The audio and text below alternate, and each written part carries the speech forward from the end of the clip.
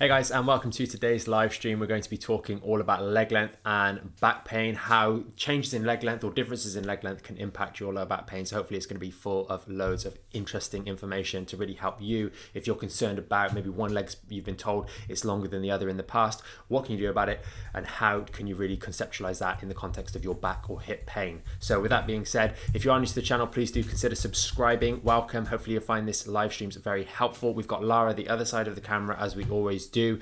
So if you've got any questions, our Q&A section at the end of the live stream, you're welcome to stick those in the comments below as we're going through. Maybe something pops out to you, maybe you've got a question about your back pain, pop it in the comments below and we will get to those in the Q&A section at the end of the live stream.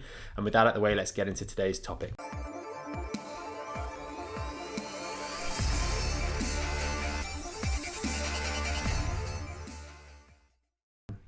So leg lengths is something that a lot of people get told in the past. More or less everyone that's seen an osteopath or chiropractor or maybe even a physio for back pain or related leg pain has been told at some point that they've got one leg longer than the other. And what we want to cover today is really the validity of some of those things, how they're measured, generally speaking, how we measure them in the clinic. We do a lot of work with measuring leg lengths whenever we're doing lower back screenings and that sort of thing. And we just want to compare and contrast the different measurements for leg length and also help you understand just how accurate these things are, because sometimes if we think that they're more accurate than they are and start making changes in accordance with some of these measurements, then we can actually get caught up trying to affect a thing that really isn't necessarily a factor, and that can send us down a rabbit hole that really isn't helping our back pain fundamentally. So we want you to really understand that, and then we'll get into a little bit about what we can do to sort of help these situations if we are, someone with a objective leg length difference. So first and foremost, how are leg lengths typically measured? So if you've seen an osteopath, chiropractor or physio, generally speaking, they're going to measure your leg lengths when you're led on the bench as a rule of thumb. They're going to use a number of bony landmarks. And if you've seen, I think in particular, one of the live streams we did on sacroiliac joints and measuring and palpating, another live stream on injections, the accuracy of a physical palpation, a qualified practitioner at doing these palpations and being accurate and reliable time and time again compared to imaging is very, very poor, which leads us to the first point is it accurate? Now, when we're doing physical measurements of leg length, we're looking at a few key bony landmarks. We're going to either use the anterior superior iliac spine, which is the bony bit on the front of your hip region, or what's called the greater trochanter, which on the side of our hip is going to be that bit that sticks out. That's basically the end or part of the end of the femur, the thigh bone. And then we're going to measure from there, one of those points, down to what's called the lateral malleolus, which is basically your ankle, the bony bit on the outside of your ankle. We're going to measure that length. Now, there's a number of issues with this, which we'll get into a little bit later. One could argue that this measurement would maybe be a little bit more accurate than this one. But the fact of the matter is you're very, very inaccurate when you're doing these measurements. And according to research, when I was looking into this a little bit more, the average standard deviation on some of these leg length measurements was 2/3 of an inch, which is massive. It's absolutely huge. And that can mean that you may be right or wrong. Maybe they've said that your left leg's long and actually your right leg's long because the standard deviation is just so bad.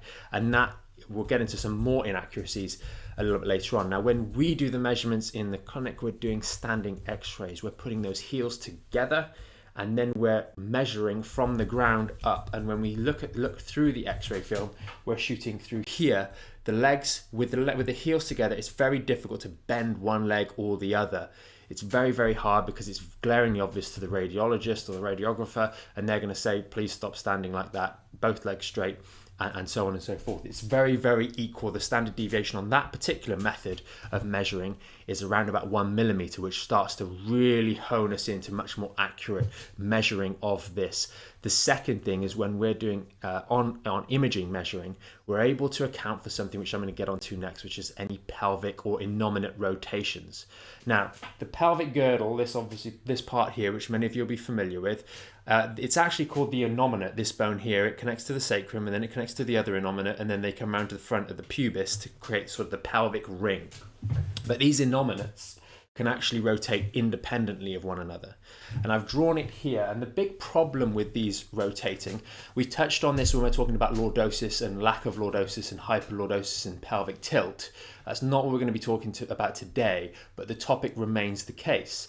Our hip socket here is not at the axis of rotation. So if we imagine we've got a steering wheel in the car, if the center of the wheel is in the middle, like that, and we rotate, it stays in the middle.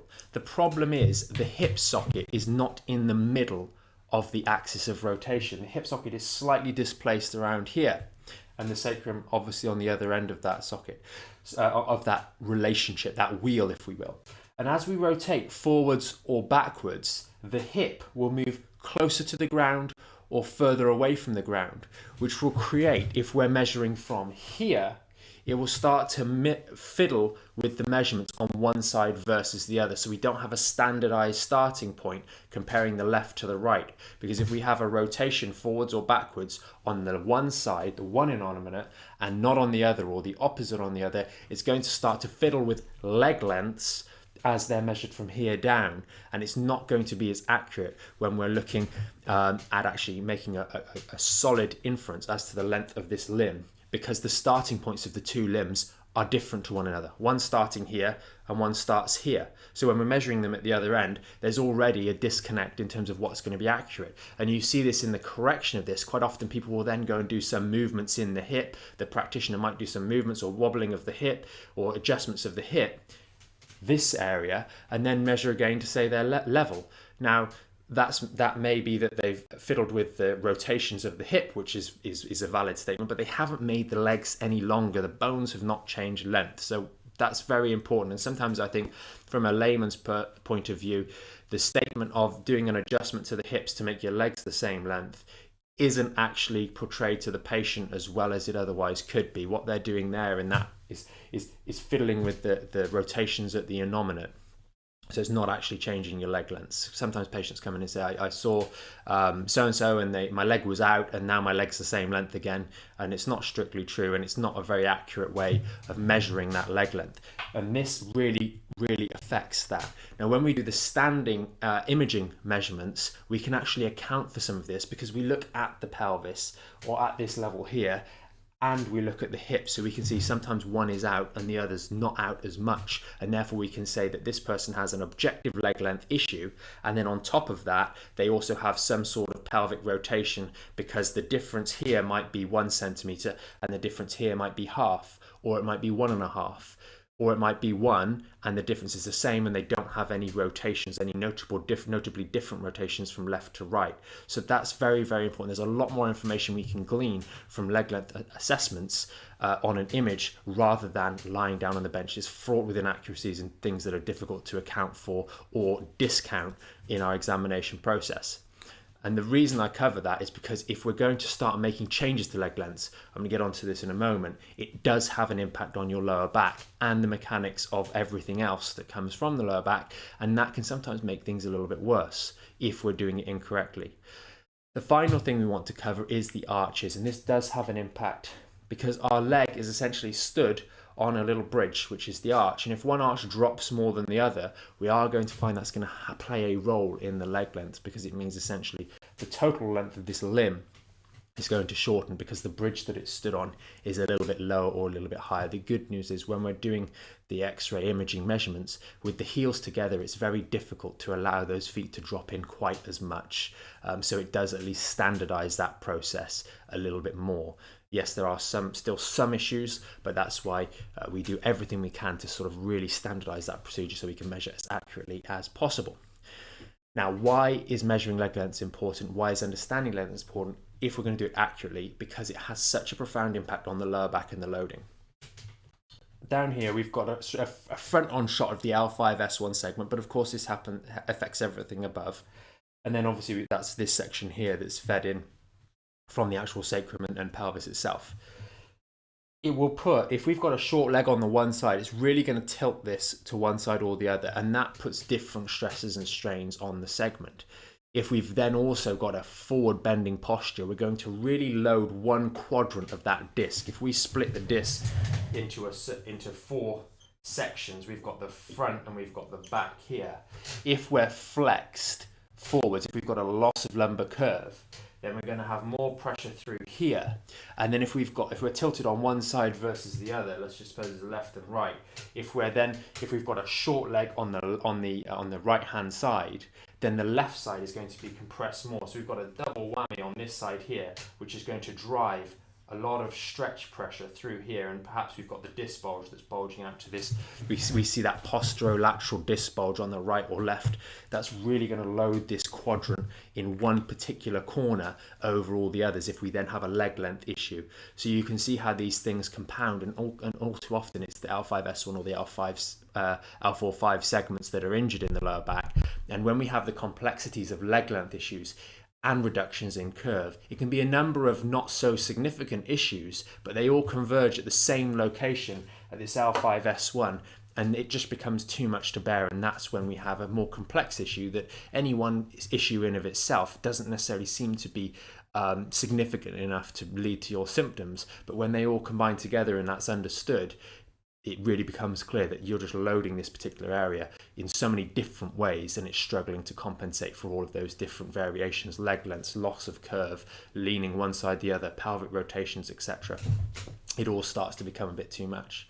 Now, the second thing here is that it could also be that maybe we've got a normal curve, but we're loading left side more than the right side. Well, we're then going to load the facet joints, and we're going to make those exit foramina a little bit smaller on the one side. But quite often people say, oh, well, I knew I had that left leg was longer, I knew it was longer, that's why my pain is on the left hand side. And that's not strictly the case. When we have a leg length issue and this tilts off to the one side, we have an excessive stretch on this side and excessive compression on this side, and you can't tell before the injury takes place which one's going to be the problem for you. It might be that you've stretched those structures too far when you were leaning over to that one side to put your child in the car seat, or it might be that you took that step down the staircase in a little bit of a funny angle and you compressed an already compressed joint.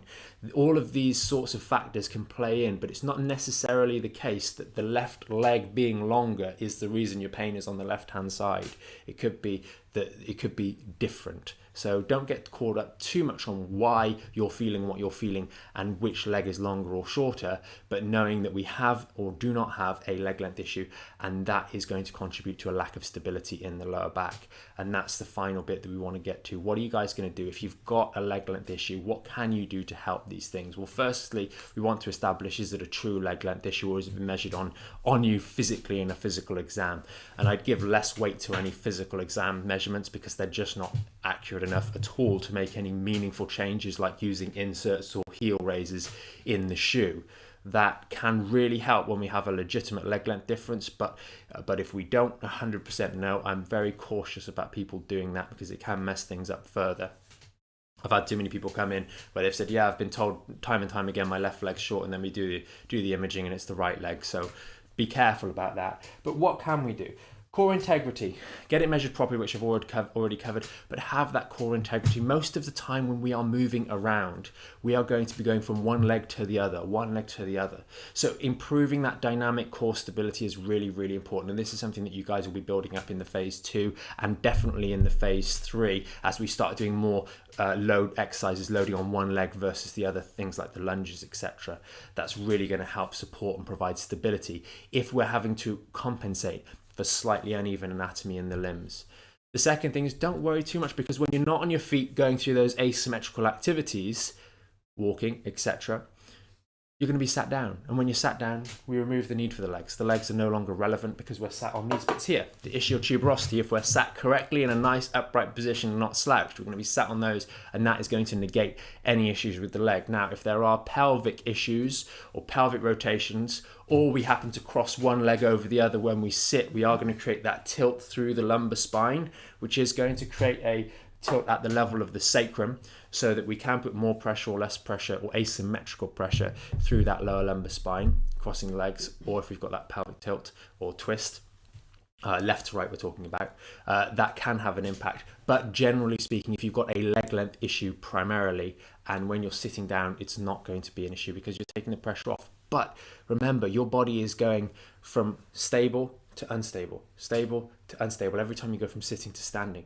So improving the competence of your own musculoskeletal system and its ability to adapt and adjust regularly, frequently, with control and stability is really so important. And that's where the rehab, although sometimes for you, maybe with a leg length issue, it's going to be a little bit more slow and steady to start with. Once you get a significant amount of momentum behind you in terms of that progress, you are going to be an awful lot safer and an awful lot more robust in the medium to long term, and it really can make a massive difference. So that's pretty much everything we wanted to cover today, and we'll get into Q&A if you guys have any questions. Okay, awesome. Welcome everybody. Good morning. Yes, please do continue popping your questions below. Just wanted to ask you quickly, Mike, if you do have a true leg length difference, how is that going to impact your hip if you're struggling with hip pain or tightness in that region? So one of the things we used to do when I was doing measurements and doing the x-rays and things is we used to get people stood on 2 scales. So they'd stand in the middle, they'd stand on 2 scales, and you'd see the weight distribution. Not always, but generally, when we have one leg that is actually longer than the other, it does load through that particular limb more. And we think about things like arthritic changes in the hips. Why is one hip gone and not the other? This is where actually understanding the full leg length, an accurate leg length assessment can really give us some insight into how the person is loading through that hip. And therefore we can get accelerated wear and tear in the long limb normally. That's typically the case. Not always, but the majority of cases it will be that we're load bearing more through the long limb, and therefore wear and tear on that hip is likely to be greater. We always want to understand why this hip, why is this hip much more degenerative than this one? And this measurement of the leg lengths can really give us an insight sometimes into why. And then if it's not too late, we can then use, as I mentioned earlier, the use of orthotics to even out that load bearing, and that can be a massive game changer. And I know it makes a big difference for a lot of people with knee issues as well, because you have to think we've got a hinge halfway down this limb, and if those hinges are at different points, they can have influences on the balance through that knee as well. So really, really important one. And it's worth bearing in mind, we haven't touched on this in a lot of detail, but sometimes it can be a long femur or a short shin, or it can be a short tibia, or it can be vice versa. So you don't 100% know that with this, but we're looking at the impact on the lumbar spine. Okay, so insoles are good if you know. If you know for sure, we've had a lot of people that really do benefit from using insoles with the heel raise done correctly. And then they don't have to be that expensive. What we normally recommend to people is get the insoles. We add the stuff on the bottom for a lot of patients. Any practitioner will be able to do this as long as they've got the accurate numbers. And then once you've got that right leg length for you, then you can go and get some of those more expensive ones done with the carbon fiber or whatever it is that are going to last you a long time. Okay, Kate has asked a question here. She said, on your report, I've got an unleveled leg length. Does this explain the pain when I do the plank exercise, worse on the right side, where the right leg is longer?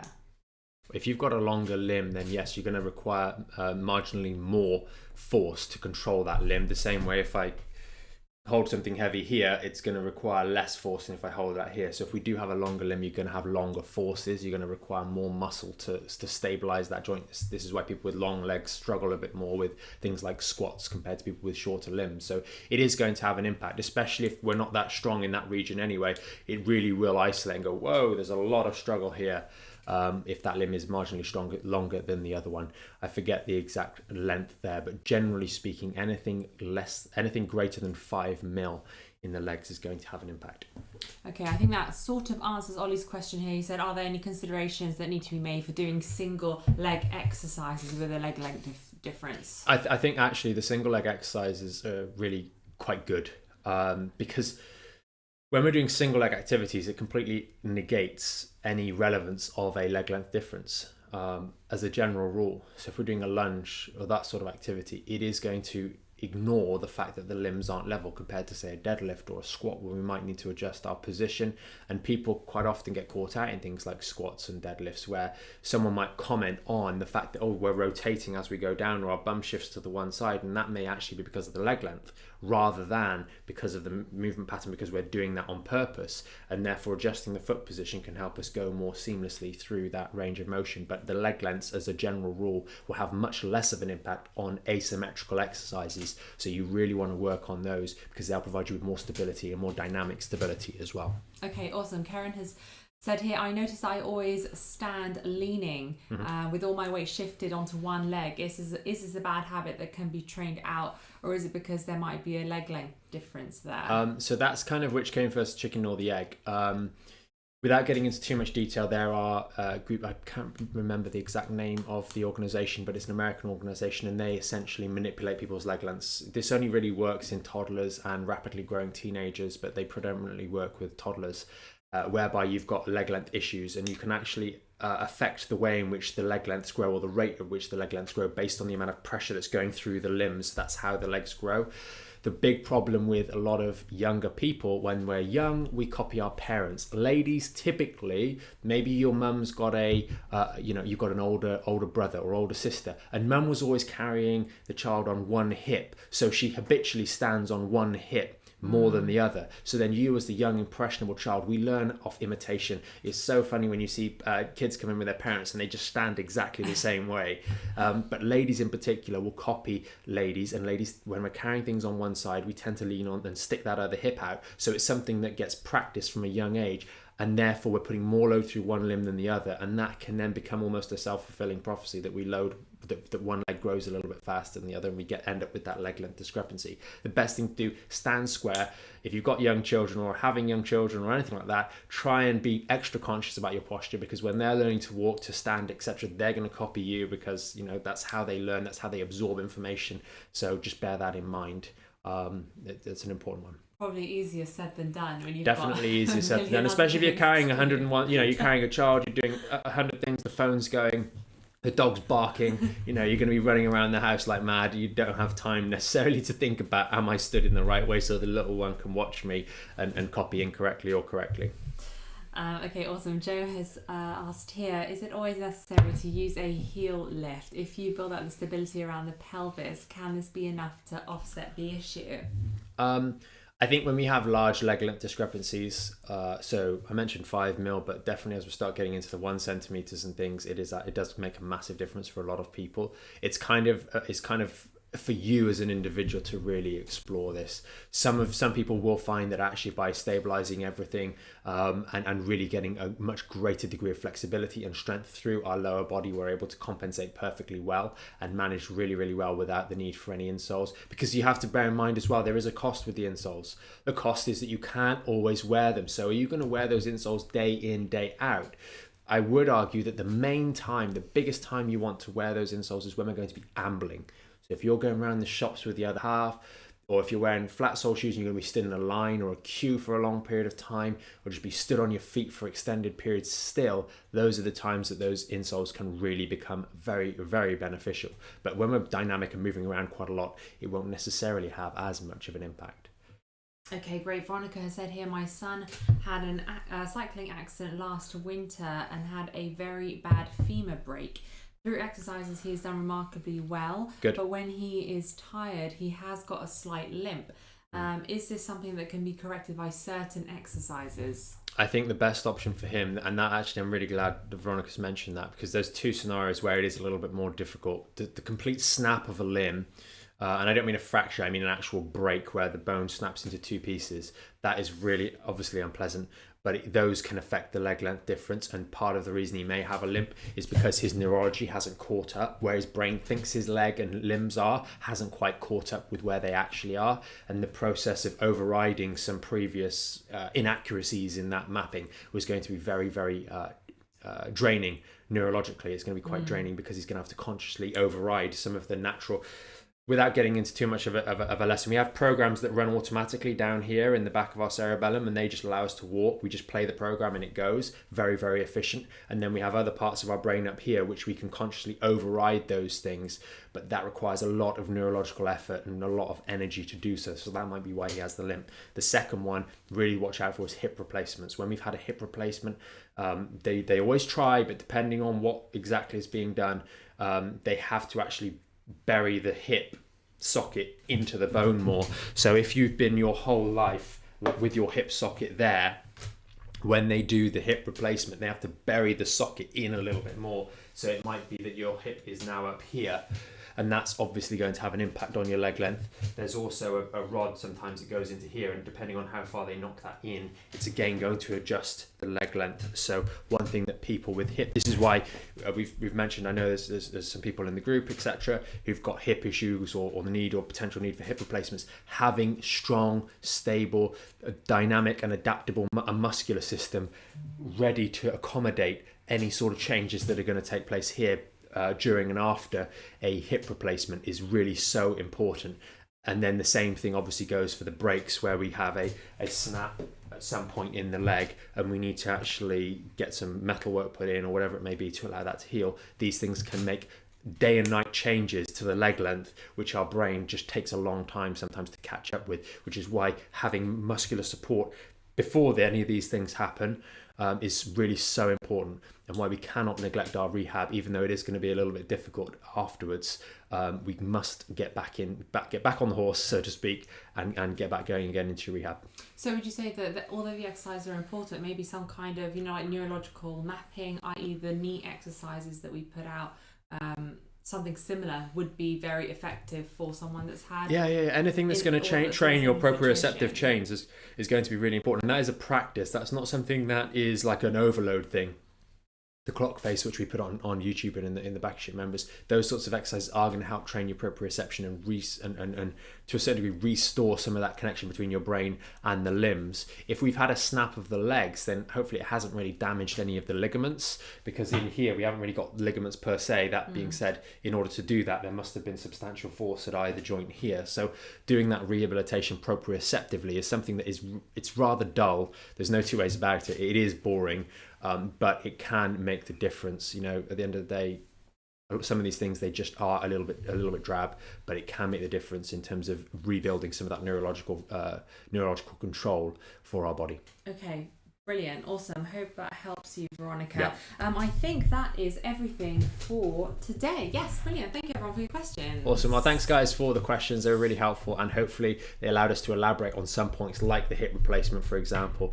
So if you know anyone that's got any sort of hip issues or back issues, and maybe leg length has been something they've talked about before, because people tend to talk about this thing. I went to so-and-so and they said my leg's longer or shorter. Maybe you share this video with them and help them better understand the impacts that may or may not have on their lower back. Again, if you're new to the channel, please do consider subscribing. We do these live streams every single weekday. We always do that Q&A at the end, so we can help you guys from a distance, give you guys a little bit more guidance, and answer some of those questions to hopefully help you or the ones that you care about. So thanks so much for joining us, guys. Have a great day, and we will see you all tomorrow with another live stream. Bye, guys.